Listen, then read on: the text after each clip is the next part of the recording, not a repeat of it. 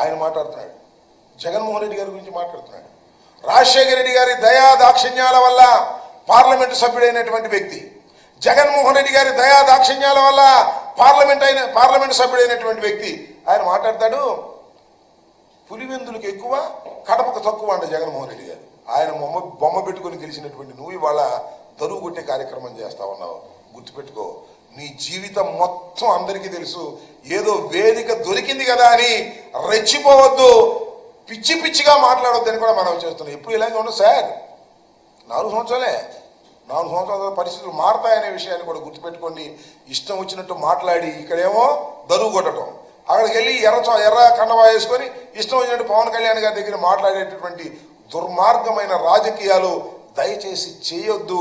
అలా చేశారా మీకు భవిష్యత్తులో నూకలు మిగలవని కూడా ఈ సందర్భంగా నేను చెప్పదలుచుకున్నాను. ఈ పోతే ఇంకొక ఆయన ఉన్నాడు, కొత్తగా అయ్యాడు ఎమ్మెల్సీగా, నాగబాబు గారు. ఆయన జగన్మోహన్ రెడ్డి గారి గురించి మాట్లాడుతున్నాడు. జగన్మోహన్ రెడ్డి గారు కామెడియన్ అంట. మరి ఈయనేంటో నాకు అర్థం కాల. అయ్యా, నువ్వు, మీ అన్న, మీ తమ్ముడు ముగ్గురు రాజకీయాల్లోకి వచ్చారు. మీ అన్న అట్ట చేసి కాంగ్రెస్ చేరి కేంద్ర మంత్రి అయ్యాడు.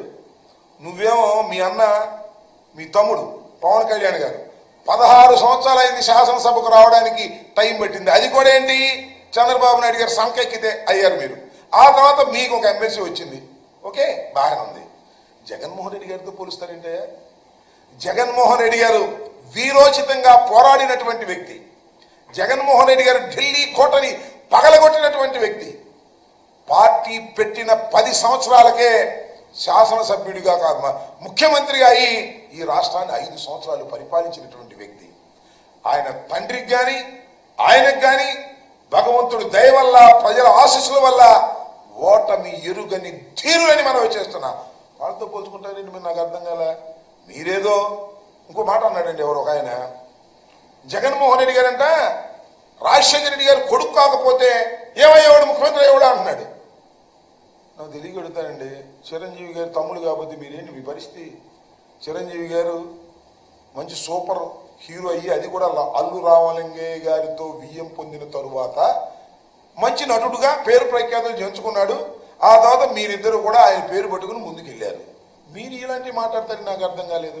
రాజశేఖర రెడ్డి గారు కానీ జగన్మోహన్ రెడ్డి గారు కానీ అత్యంత ప్రజాదరణ కలిగినటువంటి నాయకులు. అత్యంత ప్రజాదరణ ఎలా వచ్చింది? ప్రజలకు సేవ చేయడం ద్వారా వచ్చింది తప్ప సినిమాలో నటించడం ద్వారా వచ్చినటువంటిది కాదు అనేది కాస్త అన్నదమ్ములు ఇద్దరు తెలుసుకుంటే మంచిదని మనం చేస్తున్నా. ఇవాళ నాగబాబు గారు రెచ్చిపోయి మాట్లాడుతూ ఉన్నాడు. పాపం ఆయన కూడా ఏదో అన్నాడు, ఈయనకి టిక్కెట్ ఇచ్చి వెళ్ళిపోయిన ఆయన కూడా ఏదో అన్నాడు తెలుగుదేశం ఆయన్ని. ఇలా పిచ్చి పిచ్చిగా మాట్లాడడం వల్ల ఏమీ ఉపయోగం లేదు. మీరు అడ్డదారిన రాజకీయాల్లోకి వచ్చిన వారు, ఎవరి సంఖో ఎక్కి రాజకీయాలు చేస్తున్న వాళ్ళు, మీకంటూ ఒక ప్రత్యేకమైనటువంటి సిద్ధాంతాలు లేనటువంటి వ్యక్తులు మీరు ఇవాళ మాట్లాడుతున్నారు. వస్తారు జనం, అధికారం ఉంది, డబ్బు ఖర్చు పెట్టారు, సినిమా గ్లామర్ ఉంది, వస్తారు జనం, అధికారం ఉంది కదని. ఈ వచ్చిన వాళ్ళందరూ గొప్పవాళ్ళని లేదా మీకే పెద్ద ప్రజాబలం ఉందని పప్పులో కాలేయొద్దు. దక్షిణాదికి వెళ్తానంట, మన ఉత్తరాదికి వెళ్తానంట, అందరూ ఫోటోలు దిగుతున్నారంట పవన్ కళ్యాణ్ గారి గురించి.